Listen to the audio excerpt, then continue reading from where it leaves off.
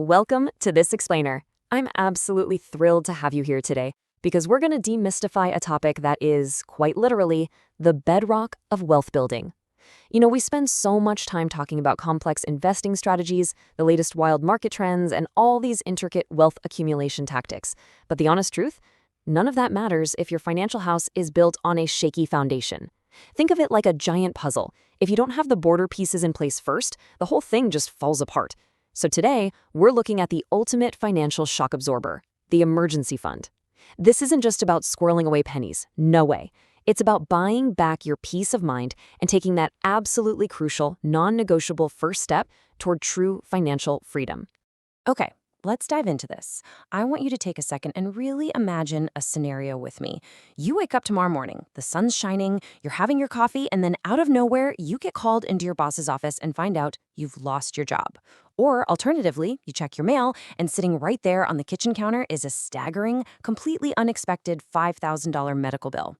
$5,000. It sounds like a lot, but actually that's a very real, very common number that life can just hurl at you on any random Tuesday. Facing a scenario like that, here is the absolute most important question you can ask yourself. Could you survive financially? The unfortunate reality is that for millions of people out there, in fact, we're talking nearly 60% of adults, the answer is a terrifying no. A surprise expense of that magnitude would trigger instant panic, but it really doesn't have to be that way. Have you ever wondered why financial experts unanimously recommend building an emergency fund before doing absolutely anything else with your money? It's because this one simple, highly intentional habit is the ultimate shield protecting your future. Section 1. What is an emergency fund? To really understand why this is so critical, we need to clearly define what we're actually talking about here. Simply put, an emergency fund is a dedicated stash of money reserved specifically for unforeseen expenses or financial crises. The keywords here are dedicated and unforeseen. We aren't talking about planned expenses. We're talking about everyday yet completely unpredictable disasters. Things like a sudden job loss where your income drops to literally zero. Or maybe a major car repair because your transmission just completely blew out on the highway. It could be an unexpected medical emergency or an urgent home repair, like a burst pipe flooding your entire kitchen. Basically, it's cash that sits quietly, doing absolutely nothing, until chaos strikes. So, the absolutely crucial point here is understanding the stark boundary between your emergency fund and your regular savings.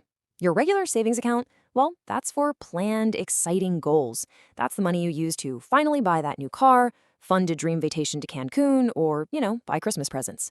An emergency fund, on the other hand, is strictly for true, unexpected crises. If you see a mind-blowing Black Friday deal on an 80-inch television, that's a temptation, folks, not an emergency. Mixing these two pools of money up is basically the fastest way to find yourself completely vulnerable when a real disaster hits. You've got to keep them separated. Section 2. Breaking the debt cycle. Now, that we know exactly what it is, we really need to talk about what happens when you don't have one. Because, let's be honest, understanding the danger is often the very best motivation for taking action. Here is the anatomy of a financial disaster. Step 1. An unexpected expense pops up. Let's say your dog swallows something he shouldn't have and needs emergency surgery. Because there's no dedicated stash of cash, you're forced into, step 2, putting it on a credit card with sky-high interest, or taking out one of those predatory personal loans. Suddenly, a one-time emergency morphs into a monthly compounding penalty, which naturally leads directly to step 3, chronic financial anxiety. This downward spiral shows exactly how living without a safety net turns a single little bump in the road into a full-blown financial sinkhole. You literally end up paying for that one emergency for years. Section 3. Why an emergency fund changes everything. Now, what's really interesting about this slide is that building this fund isn't just a mathematical exercise. It's a profound psychological transformation. The benefits go way, way beyond just dollars and cents. Yes, of course you get financial security and you successfully avoid toxic debt, but consider the profound peace of mind it brings. It gives you the freedom to make better decisions, meaning you don't have to stay trapped in a toxic job just because you're terrified of missing a single paycheck. And finally, there's the opportunity to invest later. You can confidently put money into the stock market or real estate, fully knowing you won't have to prematurely sell your investments at a loss just to fix a broken water heater. Honestly, this fund is your ultimate weapon against stress. Section 4. How much to save. At this point, you're probably thinking, okay, I'm in, but how much do I actually need? Staring down a goal of thousands of dollars can feel incredibly overwhelming. Let's move to and see how this builds step by step so it's actually an accessible roadmap. Don't worry about saving 6 months of expenses on day one. Step 1 is just getting a $500 starter fund. Seriously, that small amount alone will cover a surprisingly large number of minor emergencies, like a flat tire. Step 2 is hitting a $1,000 beginner goal, which gives you some real breathing room while you pay down other debts. Step 3 is the ultimate destination for most of us, saving enough to cover 3 to 6 months of your basic living expenses. And definitely note Step 4. If you're a freelancer or a business owner whose income fluctuates wildly, you'll want to push that safety net out to 6 to 12 months to account for those unpredictable dry spells. Section 5, where to stash your cash. So you started saving the money, hitting those milestones. Amazing! The next highly practical question is, exactly where should this money live? You definitely can't just leave it in your everyday checking account because you might accidentally spend it on groceries or takeout. You're balancing two crucial things here. And this brilliantly illustrates the balance between liquidity, which is how incredibly fast you can get your hands on the cash, and safety. A standard savings account is highly liquid, but the interest you earn is practically zero. Stashing cash at home under the mattress, well, that's instantly liquid, but it's terrible for safety and it loses value to inflation every single day. For most people, the absolute sweet spot is a high-yield savings account or a money market account. These keep your money safely separated from your daily checking. They are exceptionally secure. You can transfer the funds in a day or two when an emergency strikes. And best of all, they actually pay you a decent interest rate while the money just sits there waiting to protect you. Section 6. The next steps to wealth. Establishing this emergency fund is truly the foundation. Once that concrete is poured, you are ready to start building the skyscraper of your wealth. But listen, we've really only just scratched the surface today. Coming up in part 2 of this explainer series, we're going to dive deep into the advanced tactics. We'll cover exactly how to build your fund faster, even if you're on a super tight budget. We'll look at the common, everyday mistakes people make that completely sabotage their savings.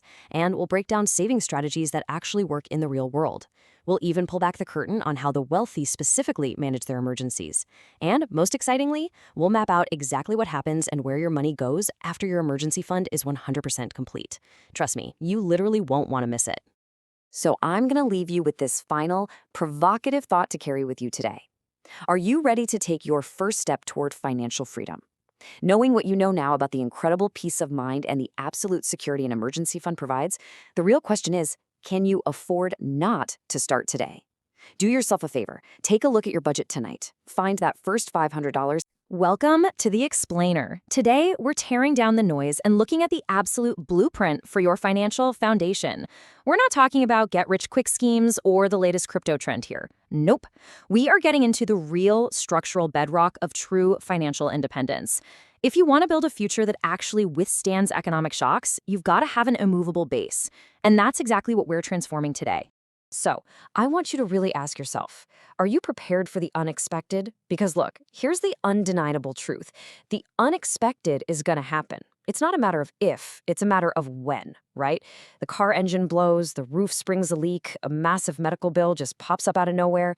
These aren't just bad luck. They're inevitable challenges that literally every single one of us is going to face. And the difference between a tiny little bump in the road and a complete, utter financial disaster, it all comes down to preparation.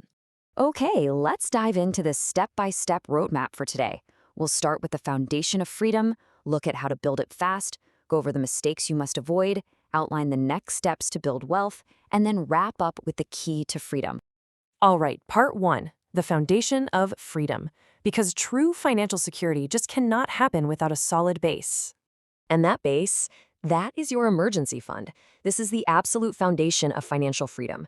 We're talking about money specifically reserved to protect you from life's curveballs. Think of it like a giant financial shock absorber. When life takes a swing at you, this fund takes the hit so your lifestyle doesn't have to. And hey, just to be super clear here, a spontaneous weekend trip to Vegas, that does not count as an unexpected challenge. We're talking about real emergencies. Because without this shield, what happens? You're forced to rely on credit cards. You fall into that brutal trap of high-interest debt, and suddenly, a $1,000 car repair becomes a $2,000 nightmare over the next year. An emergency fund stops that vicious cycle dead in its tracks. Moving right along to part 2, how to build it fast. Let's get that shield forged. So how do we actually build this efficiently? Well, it boils down to 3 core principles. Step 1, pay yourself first. Before you pay the landlord, before utilities, before any lifestyle upgrades, you fund your future self. Step 2, and this is where the real magic of behavioral psychology kicks in. Set up automatic transfers. You absolutely have to take the emotion and the memory out of saving. By setting it up so a chunk of your income goes straight to your reserve the second you get paid, boom, you guarantee progress. You won't even miss the cash because you never really saw it. And step 3, budget ruthlessly. Cut out those unnecessary expenses and funnel those wasted dollars straight into your foundation. Now, if you want to turbocharge this process and get secure fast, try these strategies. First up, save any unexpected income. A tax refund or a quarterly bonus shouldn't just automatically equal a new TV, right? Stash it in your fund. Second, start a side hustle. Even just monetizing a skill for a few hours on a Saturday can generate some serious cash flow meant strictly for your reserves. And finally, sell your unused items. We all have stuff just sitting in our closets gathering dust. Sell it! Turn that idle clutter into working capital and inject it straight into your emergency fund. All right, part 3, mistakes you must avoid. Now, what's really interesting about this slide is how easily even well-intentioned people fall into these traps. These mistakes create some massive vulnerabilities. Keeping too little money, huge mistake. A $500 reserve is not going to save you from a major crisis. Using the fund for vacations, again, totally defeats the purpose. But this third one, investing in risky assets, this is probably the most dangerous trap. Imagine needing your cash to pay rent the exact same week the crypto market tanks 30%. No way. If your emergency cash is tied up in volatile markets, your shield evaporates right when you need it most. Also, if you do actually use the fund for a real crisis, you have to replace that money. And lastly, do not ignore inflation. Keep this cash in a high-yield savings account so it doesn't just slowly lose its purchasing power. The contrast here is honestly pretty stark. Average habits mean exposing your vital cash to market risk, crossing your fingers, and fundamentally just failing to plan. But wealthy habits, they are totally different. Wealthy people don't rely on luck. They systematically hold cash reserves. They secure comprehensive insurance. And they build multiple income streams, so if one dries up, they aren't left high and dry. They treat emergency planning as an active, ongoing strategy, not an afterthought. And that level of preparation is exactly what eliminates financial stress. Which brings us to part 4, next steps to build wealth. Because once your foundation is rock solid, you finally get to move into the growth phase. But listen closely because the priority order here is non-negotiable. So the crucial point is this exact sequence of operations. You absolutely cannot skip steps here. Step 1 is always building that emergency fund for baseline security. Only after that do you move to step 2, eliminating high-interest debt. I mean, mathematically, it makes 0 sense to chase a 7% return in the stock market when you're bleeding 20% a year to a credit card company, right? Get rid of the costly traps first. Once the reserve is funded and that toxic debt is gone, then, and literally only then, do you move to step 3, investing in index funds and retirement. This sequence is the proven mathematical path to building long-term wealth. And that leads us to our final section, part 5, the key to freedom. Let's look at what this actually looks like in real life. Let's ground this with a real-world scenario. Imagine a family getting a severe, totally unexpected medical diagnosis. Now, that is terrifying, right?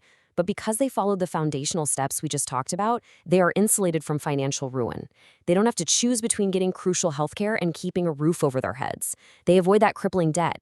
Having that emergency fund gives them the incredible bandwidth to just focus entirely on recovery instead of spiraling into bankruptcy. That kind of profound relief, you can't put a price tag on that. Or think about someone who abruptly loses their job.